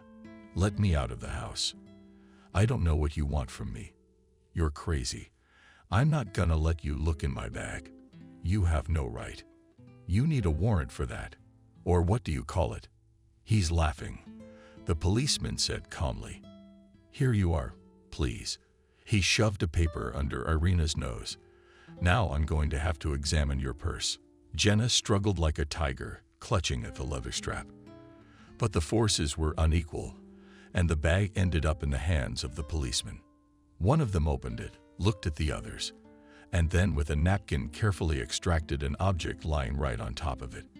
That object turned out to be sewing scissors, picks, stains on the point. "There, I told you so." "You," exulted James, almost throwing yourself hard with joy. "Surprised at you." "Wow," hummed the man. "Yes, James, you were right this time. I never would have guessed." "Oh, Jenna, what was it like for you to watch an innocent woman, Kathy, go to jail?" "Innocent? Why would she be innocent?" "I don't know what you're talking about." "What is this?" "It's not mine at all. I don't know how those scissors ended up in my bag. You planted them on me. Let me out, and I'll go home." Jenna got in trouble, trying to shove the people in front of her. But the cops took her firmly under the elbow. "Are you under arrest?" one of them announced briefly. "What do you want here?" with anger asked Jenna, who had come to see her in the detention center. James. "What are you doing here?" "I wanted to talk to you." "Why did you do it? Why did you kill my brother?" "Oh, what hypocrisy. You hated your brother as much as he hated you. And she didn't kill anyone." First there was Jenna, and then she looked back at the escort who had brought her in. The uniformed man was standing far enough away that he couldn't hear their conversation. Jenna's face twisted with rage and she was carried away. "You know I'm going to tell you, though. You're already figuring it out. What's the big deal?" Why did I kill your brother, you ask? Because he was an asshole. He took advantage of me for the smallest of favors. I never got any real expensive gifts from him. I moved into his house. I was gonna live with him, get married, adjust, live, cook him dinners, lunches, breakfasts. That doesn't sound like me at all. I turned into a housewife. But you know, I wanted to marry him, I really did. And why did he keep looking for his stupid Kathy? And when he did, he brought a baby home and made me babysit it. And even after that coup de grace, I was ready to move on with him, to look after a boy I didn't need at all. Your brother just waited until he decided to bring his ex-wife back into the house, and he told me to get out of the house. Can you imagine getting out of the house like a used rag? He just wiped my feet, and when I started to make reasonable complaints to him in raised tones, he hit me with all his might in the face, smashed my lip. That's when I went into a rage. Nobody treats me like that. And I wasn't going to kill him anyway. No, I wasn't.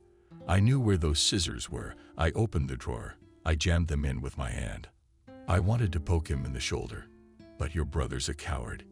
He tried to dodge, and it hit him in the chest. Nick collapsed like a Leatherman. That's where I sang. I panicked bad. I should have gotten those scissors out of the house right away. And I panicked like a fool and put them under the stairs before I had a chance to think about it. So your parents knew and deliberately covered for you. My mom knew, so what? That's why she's my mom. She's proud of me too, and she thinks I should never get hurt. Yeah, she is. What did you want? Except, you know, you're the only one who heard everything I said in here. I really wanted to get it out. I'm tired of keeping it all inside. But no one else will hear it from me. I'll deny my guilt to the end. No one can prove anything with a pair of fucking scissors. Not a bloody pair of scissors, but the murder weapon. James answered calmly. Today it became known that fingerprints were found on them. Yes, that can't be true, Jenna exclaimed. I erased them. Well then, James smirked. A couple of prints were found. Next time you kill someone, be careful. The case has been remanded, and Kathy will be released soon. Kathy, are you and your brother obsessing over that blessed girl? It's all her fault. Letting her husband use her as a punching bag. All Nick had to do was fight back in the beginning, like I did. If only that coward hadn't tried to dodge, he'd have gotten off with a blank shoulder. And Kathy deserves to go to jail. I'll have the best lawyer in the world, and they won't prove I'm guilty. So they won't let your basket go. Don't be happy. But Kathy was released. The girl sobbed when she saw her son. She had already resigned herself to the fact that she would have to serve a full term and could not believe what was happening. It seemed to Kalina that this was just a dream, and it was about to end, and she would have to return to the horrible prison routine. Lucy and James watched with a smile on their faces as Kathy pulled Kevin against her and squeezed him so tightly that it hurt a little at times. Despite this, Kevin never once ventured out, never complained, but only pressed himself against his mother, clutching his hands into her thick hair. As the girl gave birth to her arms and let her son go to the floor, she poisoned herself, examined herself. I need to wash up. I need a shower right away. Why do you ask? Stupid laughed. Sure, go ahead, be afraid. I'll get you a towel and a clean robe. After Kathy left to wash herself off the smell of prison, Lucy glanced cheerfully at James. Well, hubby, our marriage is coming to an end. Who's going to file first, you or me? Whatever, James shrugged. You want to go together. I hope you're not mad at me. You've been helping me so much. You're my closest friend, Lucy. You don't have to leave this house if you want. Stay as long as you want. You know, I think I'm gonna take you up on your offer. When I found out Kathy was cleared of all charges, I made a decision I've been making for a long time. I'm gonna be here for another week. And in that time, I'll get my affairs in order, and then I'll leave.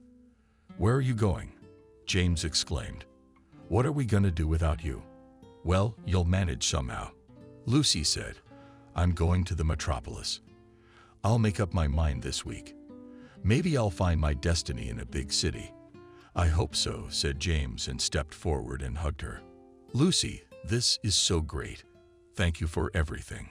For being you, for meeting you. If I didn't have you and Stephen right now, things would be really bad. I know that. Oh, don't give me any of that tenderness. Lucy poked James in the shoulder with her fist. Because I'm so upset, I'm going to cry. And I'm not supposed to have an image. Besides, why are you hugging me? I'm not leaving yet. You told me I'd be gone a week. We'll cuddle in a week. Kevin was long asleep and Kathy was still sitting next to his crib. She could not take her eyes off the native pilot. The girl spent almost the whole day with her son and still could not believe in what was happening. Could something good really happen to her? Behind the nursery door, the floors creaked. Kathy knew it was James, shuffling from foot to foot in there for the last hour, waiting for her to come out. They hadn't talked, and talk they should. Was Kathy ready for that conversation? Yes, she was. The girl got up from her chair, turned down the brightness, put on her headphones, and walked out to James. Kathy, you will marry me, blurted out James the lyrics to Shiny. If it's been on his tongue since morning. That's how confused Kathy was at once. I thought you were still married. You know what marriage is and what it was for, don't you? Lucy, she's Lucy. She's a wonderful person, finished Kathy. I'm very grateful to her for the boyfriend. I didn't get the chance today, but I'll be sure to tell her that. And yes, James, of course I'll marry you. That and yourself. That's you know how I feel about you. James took Kathy's hand and pulled her to him. Did the girl pull away? No, not now. I'm sorry, but I'm not ready yet. There's some kind of moral block inside. I don't know if you understand me. I understand, James sighed. I'll wait. He turned around and went to his room. Sleep wasn't working. Just behind the wall was the one he needed, the one he'd been fighting for so long. The door of the room creaked open softly, and Kathy stood on the threshold, illuminated by the moonlight from the window, wearing a light nightgown.